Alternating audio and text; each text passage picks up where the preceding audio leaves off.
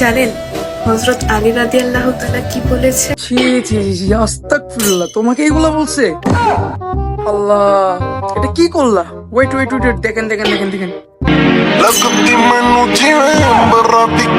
ও আচ্ছা আচ্ছা, তাহলে বুঝলাম এগুলো করতে বলছে, এগুলো করতে বলছে না? তারপর তারপর তারপর সবাই বলে ভালো হয়ে যাও, কিন্তু কেউ কিছুদিন আগে না তোমাকে দেখছিলাম যে তুমি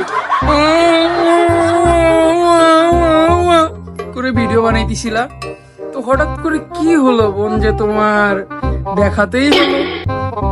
ওয়াই ম্যান? এটা আবার কি দেখাইতেছে এমনি এমনি টিকি টিকি টিকি টিকি? বোন কিছু বুঝলাম না, তোমাকে বোন বলতেও লজ্জা করতেছে। তুমি তো আসলে একটা ইন্টারন্যাশনাল মানুষ, ঠিক আছে?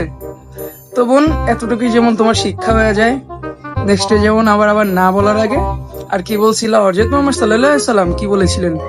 তো বোন, ভালো হয়ে যাও এতটুকুই, ঠিক আছে? এটাই তোমাকে বললাম। না হয় নেক্সট টার্গেট আবার কার উপরে পড়ো কে জানে, আবার বড় বড়